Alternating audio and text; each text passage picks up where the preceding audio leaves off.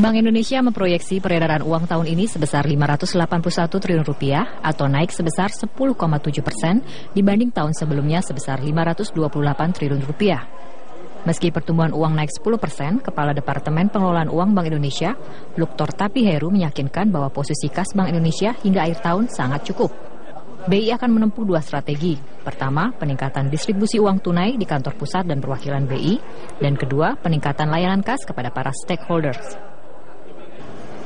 Namun, Luktor menghimbau Bank Umum agar mengantisipasi penarikan uang yang cukup besar dari pemerintah untuk membiayai pembangunan menjelang pergantian tahun.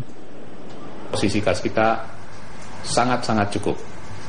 Ya, jadi saya katakan tadi semua satker posisinya sudah hijau.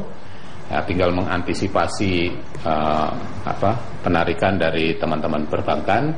Kita juga minta perbankan untuk di samping antisipasi waktu libur yang cukup lama, mereka juga harus mengantisipasi juga kebutuhan-kebutuhan mendadak. Mengingat akhir tahun ini kadang-kadang kita tahu yang 2015 ini kegiatan yang terkait dengan pemerintah, ya, khususnya pemerintah daerah itu terjadinya baru di akhir-akhir tahun kan.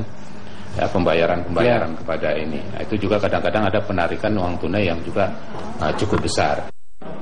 Saat ini sekitar 50% perbankan sudah menarik kebutuhan dana untuk bulan Desember. Bank Mandiri misalnya sudah menyiapkan dana sebesar Rp15,17 triliun untuk memenuhi kebutuhan dana masyarakat menjelang perayaan Natal dan Tahun Baru.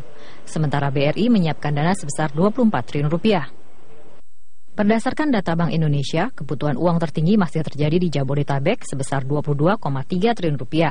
Sementara Sulawesi, Maluku, dan Papua sebesar Rp11,6 triliun. Kalimantan membutuhkan dana Rp7,7 triliun, sementara Sumbar dan Kepulauan Riau serta Jambi mencapai Rp7,3 triliun. Selain itu, kebutuhan dana di Jawa Timur mencapai Rp7 triliun, sementara di Sumut dan Aceh sebesar Rp5,6 triliun.